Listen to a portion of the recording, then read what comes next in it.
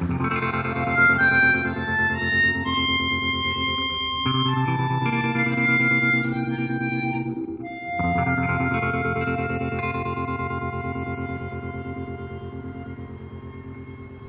here in the truth be told, a tall tale snaps in the toils to be told. So listen up, Buttercup, lean your ears, my handsome dears, my renegade beauties. A humble narrator's duties are not for personal crossbone glory, but to ready our story. Our stage is screen, our theater's curtain, a widowed veil, all the angels didn't scare me. The lowly title of our tale, the patron saint of all that ain't our dying breath, proposing to Lady Death. New flash flatline, Michelle Robertson, Channel 9. Cue your past when you felt the blues. Tonight we have some sad breaking news. Not a soldier with a purple heart for bravery, but poet and musician C.R. Avery, who worked diligently and played just as hard, has been killed at Phoenix and Fire Boulevard. At the crossroads where there is no room for error, a fatal accident occurred in a collision of terror. At 9:15 this evening, Western Jazz Standard Time, we set the scene at the scene of the crime. Like beauty burned at the stake in witch trials, so is the artist of many mediums and styles. C.R., impossible to define, now dead at age 39. Of heaven and hell and the uncertain in-between, we now join Leanne Oates at the tragic scene. A mother's mournful tears, a lover grieving, more candles being lit in vigils this evening than Madonna's video Like a Prayer. Leanne, what's the mood like down there? The sky seems now like a rented flat ceiling.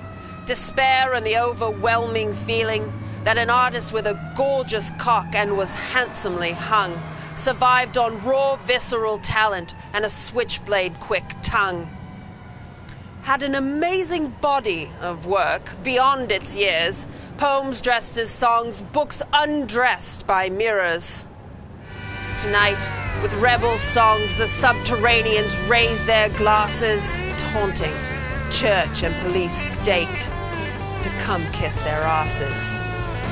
His work deserved to be on the late-night telly, not just afloat in the web and flow of the underbelly, like a cloudy cabaret night. The no-bullshit flicker of light through the strip mall darkness cuts. His lyrics had against-the-grain guts.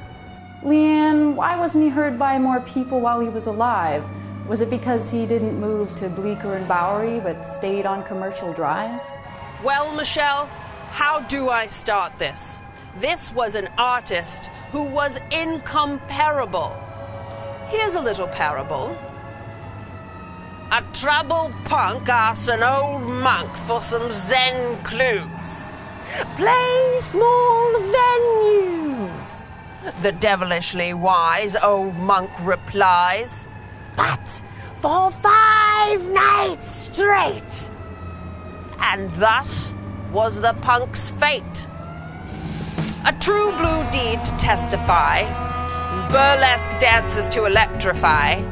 At the Function Junction, a big costume changes production. A musician doing stand-up there to shake, not stir, and singing of pleasuring a woman by going down on her. Well, Michelle, this was the crazy notion, and he did just that. A musical based on his book and Warhol's Siamese Cat. But, alas, a show too risque for radio, and not exactly for family-friendly TV. For that update, Leanne, I give you kudos. Joining me now in Channel 9 studios is Chad Midtown, the reality TV star and author of the best-selling memoir, Sex is Hotter Than a Handgun. Here now to discuss CR's previous album, Act 1. Another great album by CR that slipped under the radar. Luckily, he is resilient. The songs are brilliant. Recorded with orchestra and choir, he toured the world for a year as a poet for hire, taking all public speaking engagements just to raise money for the strings, arrangements, and then another year to record. all of his own accord. And how the hell did he afford a 56-piece orchestra? Lord! The question answered here soft. It was paid solely off a spoken word gig's tiny regale. Call now for the blowout sale. But like Orson's F for fake, the heartache of the establishment. Blab the dish of dissent. So as the bourgeois mingle, only Laurie Brown of The Signal gave the lush songs any attention, and for this deserves honorable mention. High fives, little hug. After this quick and shameless plug that you buy my award-winning novel, I will not beg nor grovel, and there's no time to quote the blurb, but the C.R. Avery album is superb. So the man who traveled far and wide, I praise him now, because he died. So Michelle, there's a quick overview of C.R.'s Act 1 without an Act 2. We now rejoin Leanne Odes down at the cruel crossroads. Michelle, the ambulance is just out of our camera view. The wreckage and car pileup is a sad state to attest to. The moon is hidden by a grey, helpless pantomime sky. CR still in the wreckage. And we are now joined here by the queen of the good crack and an undiscovered comedic king. Now, you both have said to me the same heartbreaking thing. Aye, he had just finished his masterpiece. It was his best album yet, to say the least. It was perfect, recorded in a Memphis juicer where Hank Williams beat up Lucifer, and tracks by an esteemed producer who did Constant Craving and Feists 1, 2, 3, 4. This was an album the world was waiting for. He kept his silver lining, ugly truth lyric, clever and dense, but pushed forward in a way to reach a new audience. You know, this album was as great as his live show. The same energy and flair, he just needed the money to get it out there. To make a living in the arts is intense. Why do you think he didn't reach a bigger audience? Money! From the mouth of the horse, this is, of course, my opinion merely, but I hold it quite dearly. He reinvented his genre yearly, and labels too scared to do the dance and didn't want to take a chance on an artist who changed lanes quickly and not thickly, and touched on subjects trickly-dickly and penis breath prickly.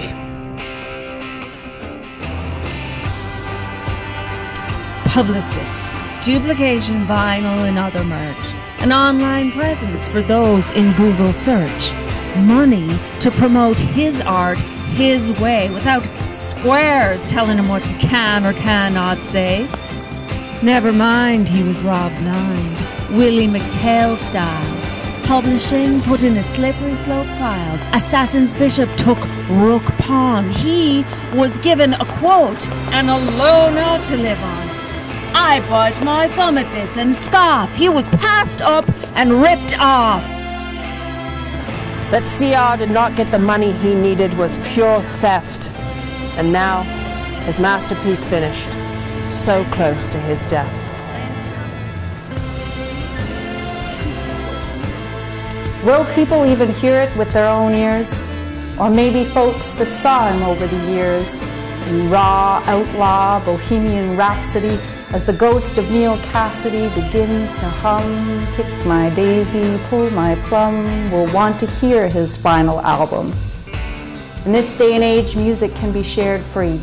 The record is fittingly entitled, All the Angels Didn't Scare Me. Holy good goddamn, what was that, Leanne? Some type of explosion? Is that a crazy notion? Michelle, oh holy hell! We get to improve our sad lament. There appears to be some movement in the wreckage of the final chapter. Oh rapture! Oh destiny, you slippery slut! Oh my god! What?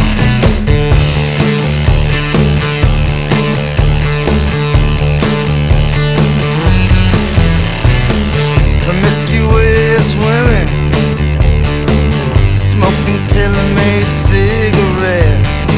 I known to blow smoke up your ass and in your face. I spit blood red, but I'm far from dead. My body still claims my soul. This is Dirty 30s rock and roll. Jazz Western Standard Time. Brother can spare a dime. I'd say you missed it. I'm your patron, sister. This is a brave new world. Now to have the art hurled into the age-old hemisphere. It's timeless as Shakespeare and Hank Williams' Broken Heart. This is a start. Jay-Z had crack sales. Sinatra, the mob's money and muscle. I got a highway with words. So this is my hustle. So the work in the shuffle doesn't get waylaid, lost. The fate of this tale does have a bottom dollar cost. You choose how we set the next making move scene of heaven and hell and the uncertain in between. To bring art out from the underground is the task. Mingus shouts from beneath the underdog, it's help we ask. 30,000 is what we're hoping to get this album out in the open. Both pop stars and politicians paint over a graffitied wall. You, the viewer, write the headlines in our final curtain call. Never has there been a story of more woe than an artist trying to raise some dough. That's the blues. And that's the news in these hours of urgency. Good night and fight the powers that be. As the bourgeois wine and dine, I'm Michelle Robertson, Channel 9. Whether or not you believe the story we've just weaved, we care not of how it's portrayed, but happy that for this long you stayed. Farewell for now, my sweet Clementine, silencing a dry wind that rustled in rhyme. The winter would have been bored otherwise, and so a forest dressed up in a buffoon's disguise. It's true, boo. Every ear can instinctually hear the siren's helpless wail. A fictional car crash, but from its ash gave rise to our tale.